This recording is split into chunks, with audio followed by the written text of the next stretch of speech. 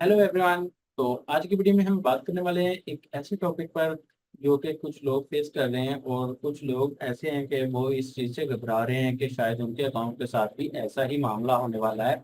तो घबराने की ज़रूरत नहीं है, मैं आपको फुल डिटेल इस वीडियो में बताऊंगा। तो आपने जो स्टेप्स को फॉलो करना है, आपको आइडिया हो जाएगा अगर आप उस चीज़ को फेस करते हैं तो आपने कैसे बचना है उसमें। ठीक है। तो आज हम जिस टॉपिक पे बात करने वाले हैं वो आपने थंबनेल में भी देख लिया होगा, लेकिन अब मैं प्रॉपर आपको गाइड करूंगा। तो जैसे कि आप देख सकते हैं कि अभी मैंने अपना फ्रीपिक का कंट्रीब्यूटर का एक अकाउंट लॉगिन किया हुआ है। ठीक है। तो यहाँ पर रिजेक्टेड फाइल जो है वो नज़र आ रही होंगी आपको। कि सबसे टॉप पे जो है वो मेरी 25 अगस्त को एक रिजेक्ट हुई है, वो प्रीव्यू फाइल नहीं थी उसकी, तो जिसकी वजह से वो रिजेक्ट हो गई। ठीक है। उसके बाद एक क्वालिटी स्टैंडर्ड जो है वो आया इशू। और इसके बाद ये ट्रेडमार्क और कॉपीराइट है। ठीक है, इसके बारे में हम बात करेंगे, फिर क्वालिटी स्टैंडर्ड पे भी बात करेंगे, और फिर साथ में अकेला कॉपीराइट और कॉपीराइट इन्फ्रिंजमेंट, इन चार टॉपिक्स पे हम बात करने वाले हैं।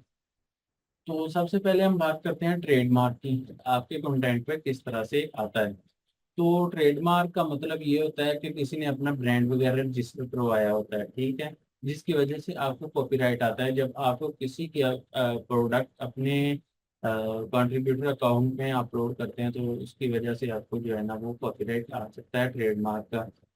तो जैसे मैं आपको एग्जांपल देता हूँ कि नाइकी का अगर आप कंटेंट अपलोड करते हैं, या फिर आप एक मशहूर करेक्टर है एनिमी का, पोकेमोन पिकाचू, अगर उसकी इमेजेस वगैरह अगर आप अपलोड करते हैं तो आपको उसका जो है ना कॉपीराइट आ जाएगा, और वो भी ट्रेडमार्क के साथ।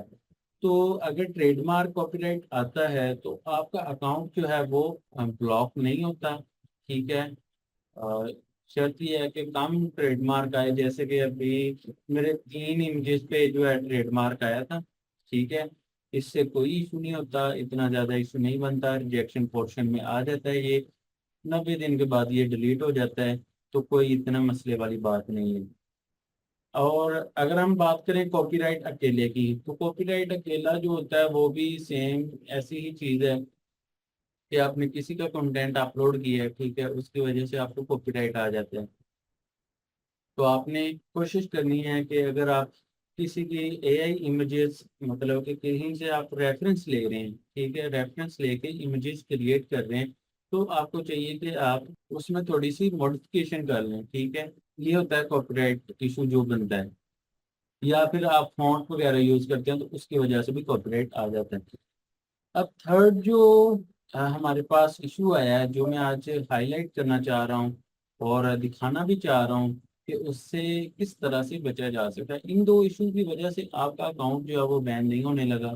ठीक है। लेकिन जो थर्ड है उसके लिए आपका जो भी कंटेंट होगा वो आपके रिजेक्शन पोर्शन में नहीं आएगा, बकायदा उसका ईमेल आएगा आपको कि ये आपका कंटेंट रिजेक्ट हुआ है। ठीक है। तो अभी मैं आपको एक ईमेल दिखाने वाला हूँ। ठीक है। उसमें देखना आप लोग कि वो क्या चीज़ है, वो है कॉपीराइट इन्फ्रिंजमेंट। ठीक है। कॉपीराइट इन्फ्रिंजमेंट उस वक्त आता है जब आप किसी का कंटेंट जो कि फ्रीपिक पर ऑलरेडी अपलोडेड है, अगर आप वो वाला कंटेंट अपने अकाउंट पर अपलोड करते हैं तो उसकी वजह से कॉपीराइट इन्फ्रिंजमेंट आएगा।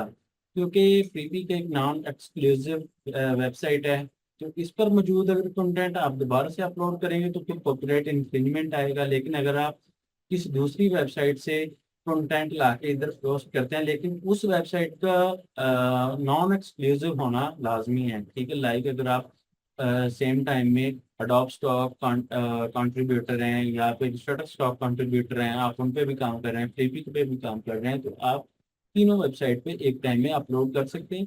तो कोई मसला नहीं आता। बाकी इनकी प्रोफाइल में जाएं, वहाँ पर लिंक वगैरह भी ऐड हो जाते हैं, अडोब स्टॉक का ऐड कर सकते हैं आप, शटर स्टॉक का ऐड कर सकते हैं। ठीक है। तो वहाँ पर आप ऐड कर सकते हैं। तो इससे कोई इतना मसला नहीं बनता। लेकिन कॉपीराइट इन्फ्रिंजमेंट अगर आप किसी का कंटेंट अपलोड करेंगे तो उसकी वजह से आएगा। जैसे कि अभी मैं एक एग्जांपल देना चाह रहा हूँ। रिसेंटली एक बंदे के साथ ऐसा हुआ है, व्हाट्सएप पे उसने रहा किया, मैंने उसको गाइड किया कि इस तरह से आप करोगे तो आपका कंटेंट बच सकता है, आपका अकाउंट बच सकता है। लेकिन वो अनफॉर्चुनेटली 3 से 4 दिन पहले ही हो चुके थे। 1 वीक का टाइम देते हैं। कॉपीराइट इन्फ्रिंजमेंट के लिए आपने डॉक्यूमेंट सबमिट करवाने होते हैं कि वाकई ये आपका कंटेंट है या किसी और का। अगर तो किसी और का, फिर तो आपके पास उसके डॉक्यूमेंट्स नहीं होंगे, लाइसेंस नहीं होगा, तो आप सबमिट नहीं कर सकते। लेकिन अगर आपका कंटेंट है तो आप उनको सबमिट करके अपना अप्रूवल करवा सकते हैं कि ये मेरा कंटेंट है। और उस बंदे के साथ ये हुआ कि उसका अकाउंट जो है वो अभी 1 मंथ के लिए बंद कर दी गई। वो मैं आपको स्क्रीनशॉट भी दिखाऊंगा, ठीक है? आपने स्क्रीनशॉट भी देखने हैं, उसमें लिखा क्या हुआ है वो भी पढ़ना है। और फिर मैं एंड पर क्वालिटी स्टैंडर्ड जो इशू है इस पे बात करेंगे हम एक डिटेल के साथ। आपने वीडियो को लाजमी देखना है, ये आपके लिए बहुत ही फायदे की चीज़ होगी। तो अब हम चलते हैं ईमेल की तरफ, जो हमें ईमेल रिसीव हुआ है। तो मैं यहाँ पर जिस बंदे को ईमेल सॉरी ये कॉपीराइट आया था, उसने मुझे अपना ईमेल अकाउंट दिया, मैंने लॉगिन किया है, ठीक है? यहाँ पे शो हो रहा है। तो ये एक ईमेल है, कॉपीराइट इन्फ्रिंजमेंट आया है इस पे, ठीक है? और वो बंदे का भी मैं स्क्रीनशॉट दिखाऊंगा जिसका अभी फिलहाल अकाउंट जो है वो बैन हुआ है, लेकिन वो 1 मंथ के लिए हुआ है। तो यहाँ पर देखें कि ये एक कंट्रीब्यूटर है, उन्होंने मेंशन किया है कि dear contributor recently we have detected, ठीक है? डिटेक्ट किया उन्होंने, copyright condition term and condition को फॉलो नहीं किया, वायलेट किया हुआ है, ठीक है? और उन्होंने बताया कि हम जो है ना कॉपीराइट इन्फ्रिंजमेंट को, यहाँ पर देखें कि कॉपीराइट इन्फ्रिंजमेंट को ये बहुत सीरियसली लेते हैं, ठीक है?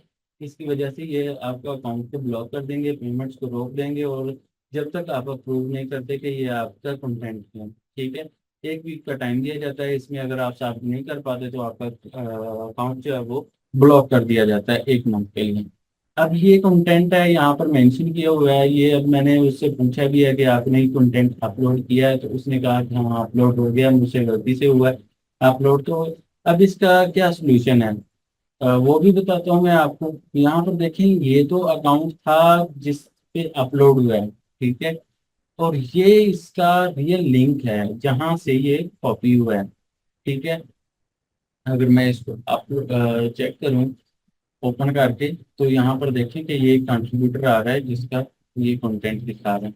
अब ये मिस्टेकनली अपलोड हो गया, हो सकता है उसने डाउनलोड किया और उसने अपने मकसद के लिए डाउनलोड किया हो, लेकिन उससे अपने अकाउंट पे अपलोड हो गया, तो उसकी वजह से ये इशू बना है, ठीक है? तो इस तरह की मिस्टेक हो जाती है। अब अगर हम इसको प्रूफ नहीं देते, क्योंकि हमारे पास तो नहीं है, हम अगर प्रूफ नहीं देते तो क्या होगा कि ये हमारा अकाउंट को ब्लॉक कर देंगे। अब इसके पीछे वर्किंग कैसे है, मतलब कि आप अपने अकाउंट को किस तरह से बचा सकते हैं, वो मैं आपको डिटेल से बताता हूँ। कि आपने सबसे पहले क्या करना है, सबसे पहले आपने जाके यहाँ पर डेट तो लिखी होगी, आपने जाना है। अब मैं अपने अकाउंट से दिखाता हूँ। तो आपने ये करना है कि आपने अपने अंडर रिवीजन वाले सेक्शन में चले जाना है। अगर तो आपकी अंडर रिवीजन में पोस्ट पड़ी हुई है, ठीक है? यहाँ पर अंडर रिवीजन में चले जाना है, वहां पर जाके उस तारीख पे चले जाना है जिस तारीख को वो आपने सबमिट किया। जैसे कि यहाँ पे दिखाया जा रहा है कि 18 जुलाई को सबमिट हुई है, तो आपने इस डेट पे चले जाना है, वहां पर देखना है कि अंडर रिवीजन में ये इमेज पड़ी हुई है या नहीं पड़ी हुई है। अगर तो पड़ी हुई है तो ठीक है, फिर एक मतलब कि अलहदा से स्टेप है इसके लिए। और अगर आपकी पब्लिश हो चुकी है फिर तो बहुत ही आसान काम है, उसका मैं आपको अलहदा से बता देता हूँ वो क्या चीज़ है। पहले हम बात करते हैं अप्रूव्ड को किस तरह से हमने खत्म करवाना है। तो इस पे पहले भी मैं एक वीडियो बना चुका हूँ कि आपने क्या करना है कि सिंपल आपने इस तरह से इसको ओपन करना है। मतलब कि इस इमेज को ढूंढ लेना है, आपने नाम वगैरह सर्च कर लेना है। अगर तो अप्रूव्ड में पड़ी हुई है, पब्लिश में पड़ी हुई है, तो आपने यहाँ से ओपन करके सर्च का ऑप्शन आता है, वहां से सर्च कर लें, ठीक है? सर्च करने के बाद आपने इस तरह से जब ओपन हो जाए, आपने ये लिंक कॉपी करना है। लिंक कॉपी करने के बाद जो है आपने उनको ईमेल करना है कि ये वाली इमेज जो है वो डिलीट कर दें, ठीक है? जैसे वो आप डिलीट करवाएंगे, उसके बाद आपने क्या करना है कि आपने जब वो वेरीफाई कर दें कि ठीक है हमने कंटेंट डिलीट कर दिया आपका, आप अब जो है ना इजी हो जाए, ठीक है? तो आपने इस ईमेल के रिप्लाई में आके करना है कि ये वाला कंटेंट जो है अब मेरे अकाउंट पर जो है मौजूद नहीं है, ठीक है? मेरे अकाउंट पर मौजूद नहीं है, तो प्लीज इस कॉपीराइट इन्फ्रिंजमेंट को खत्म कर दें, ठीक है? क्योंकि मेरे अकाउंट पर अब मौजूद नहीं है तो आप मुझे ये क्लेम नहीं कर सकते।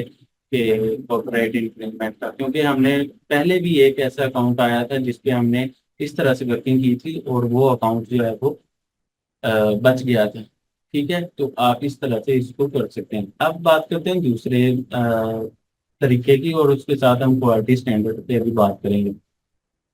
अगर तो आपका कंटेंट है अंडर रिवीजन में, तो फिर आपने क्या करना है, फिर आपके पास इस तरह का लिंक क्रिएट नहीं हुआ होगा। ठीक है, जैसे इसका ये लिंक है, क्योंकि ये आपका नाम होता है और ये आपका आईडी नंबर होता है, इस पोस्ट का आईडी नंबर है। जब आपके पास आईडी नंबर ही नहीं है तो आप इसको डिलीट कैसे करवाएंगे? तो डिलीट करवाने के लिए ये तरीकाकार इस्तेमाल किया जाता है कि आपने उनको ईमेल एक करना है। ईमेल ये करना है आपने कि मेरे अंडर रिवीजन में जितनी फाइल्स पड़ी हुई है ना, उनको रिजेक्ट कर दो। उनमें एक इमेज या दो इमेज जिन पे भी, जितने पे भी कॉपीराइट आया, आपने कहना है कि इतनी इमेजेस पे जो है ना इशू है उनमें। आपने ये नहीं कहना कि कॉपीराइट आया, आपने कहना है कि इशू आया है उनमें जिसकी वजह से मैं रिजेक्ट करवाना चाहता हूँ। तो आपने अंडर रिवीजन वाली अपनी इमेजेस रिजेक्ट करवा देनी है। अप्रूव तो मुश्किल ही होंगी। अगर तो आपकी 1,000 2,000 तक हैं तो कोई बात नहीं, आप उनको रिजेक्ट करवा लेंगे, इशू नहीं बनता। अगर आपकी इससे भी कम है तो फिर तो क्या ही बात है। लेकिन अगर बहुत ज्यादा है, फिर आप उनको कहें कि आप प्रायोरिटाइज कर दें मेरे कंटेंट को, कुछ में इशू आ गया, मैं वो डिलीट करवाना चाहता हूँ। ठीक है, तो वो इस तरह से भी कर देते हैं।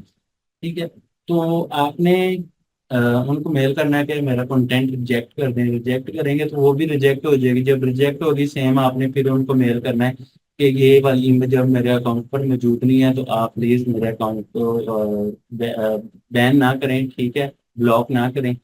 तो वो नहीं करेंगे। ठीक है, इस तरह का हमने पहले एक केस सॉल्व किया हुआ है। अब बात करते हैं क्वालिटी स्टैंडर्ड पे। जो सबसे मेन चीज है जिस पे काफी ज्यादा डिस्कशन हुई है, लोग कह रहे हैं कि इसकी वजह से अकाउंट ब्लॉक हो रहे हैं, ये हो रहा है, वो हो रहा है, तो वो बिल्कुल भी नहीं बात। बात ये है कि जब आपका कंटेंट ही इतना ज्यादा, फर्ज करें कि अब मेरे पास ये 1,021 इमेजेस जो है वो अंडर रिवीजन में पड़ी हुई हैं। ठीक है, मैं इनको रिजेक्ट करवाता हूँ, तो ये सारी की सारी फ्री पी की इनको क्वालिटी स्टैंडर्ड के साथ रिजेक्ट करेगा। ठीक है, जब क्वालिटी स्टैंडर्ड के साथ रिजेक्ट करेगा तो सारी इधर जब इसके साथ आ जाएंगी तो जाहिर सी बात है, देखने वाले ने यही कहना कि इसकी इतनी इमेजेस में क्वालिटी स्टैंडर्ड इशू आ गया है, तो जिसकी वजह से इसका अकाउंट बैन हुआ है। जबकि बैन होने के पीछे रीजन असल ये है कि उसके पास कोई ना कोई इमेज थी कॉपीराइटेड, जिसकी वजह से उसको इतना कंटेंट रिजेक्ट करवाना पड़ा। और इतनी ज्यादा तादाद में कंटेंट तो रिजेक्ट होता ही नहीं है। ठीक है, बहुत कम कंटेंट रिजेक्ट होता है। अब आपके सामने है कि मेरी 37 इमेजेस जो है वो रिजेक्ट हुई हैं, वो भी किसी वजह से हुई हैं। इतना ज्यादा कोई इशू नहीं है कि इसका मैं प्रीव्यू अपलोड करना भूल गया। ठीक है, और या अपलोड हुआ है और गलत अपलोड हो गया है। ठीक है, यानी कि ईपीएस और थी और दूसरी जेपीजी और थी, नाम सेम थे, बस इस तरह का कोई इशू बन गया है। ठीक है, और क्वालिटी स्टैंडर्ड में बात करें तो ये है कि आपकी इमेज की क्वालिटी अच्छी नहीं थी। ठीक है, नीचे ट्रेडमार्क का ऑप्शन आया, उससे नीचे जाए तो एथिकल प्लेसेस भी हैं कुछ।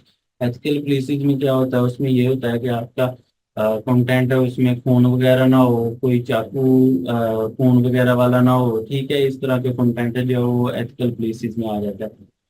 तो जब स्टैंडर्ड क्वालिटी में रिजेक्ट होती हैं, तो वो अकाउंट आपका क्वालिटी स्टैंडर्ड की वजह से रिजेक्ट नहीं होता, राइट इंफ्रिंजमेंट की वजह से आपका रिजेक्ट हो रहा है। ठीक है ना, तो कोई मसला नहीं है, आप इस मेथड को अप्लाई करें। अगर आपके साथ कभी भी इशू आ जाता है तो आपने इस तरह से करना, आपका मसला सॉल्व हो जाएगा।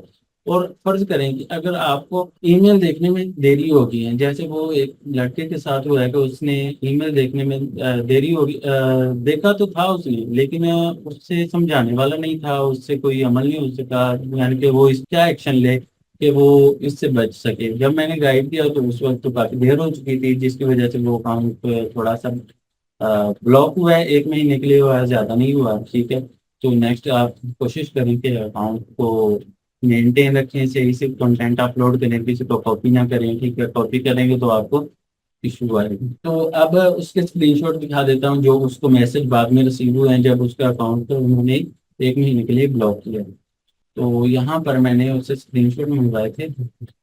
हम इसको यहाँ पर देखें कि टाइम टू से गुड बाय, ठीक है, लिखा हुआ है और उसके नीचे लिखा है कि your resources does not meet the quality standard to become a Freepik contributor. ठीक है, वो कह रहा है कि आपकी क्वालिटी स्टैंडर्ड जो है ना वो फ्री पिक कंट्रीब्यूटर के लिए मीट नहीं करते। ठीक है, और आगे उन्होंने जो बात लिखी वो देखने वाली है, but it isn't over yet, यानी कि अभी ये खत्म नहीं हुआ कि आपका अकाउंट ही खत्म कर दिया हमने, नहीं, बल्कि लिखा है कि आप जो कंटेंट है ना वो 1 महीने के बाद अपलोड कर सकते हैं। ठीक है, 1 महीने के बाद आपको दोबारा से अकाउंट बहाल कर दिया जाएगा, आप अपना कंटेंट अपलोड कर सकते हैं। बाकी नीचे उन्होंने अपनी कलेक्शंस के बारे में बताया और बताया कि हम किस तरह का कंटेंट चाहते हैं। ठीक है, जब उसने अपलोड वाले सेक्शन पे क्लिक किया तो उसके बाद किस तरह से शो हुआ, यहाँ पर भी सेम मैसेज लिखा हुआ था।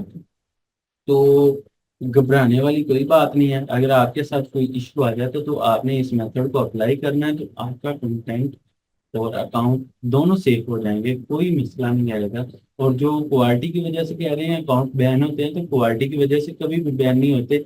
मैंने आज ही एक पोस्ट देखी है इस पे कम्युनिटी में, जिसमें एक बंदे ने तकरीबन 2,70,000 के करीब कंटेंट अपलोड था उसका, और उसकी 6 से 7 जो है वो पड़ी हुई थी अपलोड सेक्शन में, और उसकी 10,000 के करीब जो है ना वो रिजेक्ट हुई पड़ी थी। ठीक है, अब अंदाजा लगा लें कि अगर उसकी 10,000 पे अकाउंट बैन नहीं हुआ तो आपका 1,000 या 500 इमेजेस क्वालिटी स्टैंडर्ड में जाने से कैसे बैन हो सकता है।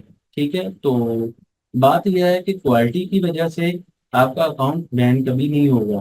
ठीक है, बैन होगा तो वो ट्रेडमार्क इन्फ्रिंजमेंट और कॉपीराइट की वजह से बैन हो सकता है, जो कि वो बहुत स्ट्रिक्टली लेते हैं। तो वीडियो बनाने का मकसद ये था कि आपको गाइड मिल सके, एक ब्रीफ गाइड की है। अगर आपको वीडियो पसंद आई है तो इस वीडियो को लाइक करें और उनके साथ शेयर करें जिनके साथ ये मसला पेश आ जाता है और उनको पता नहीं चलता। मिलते हैं एक नई वीडियो में एक नए टॉपिक के साथ, तब तक के लिए गुड बाय।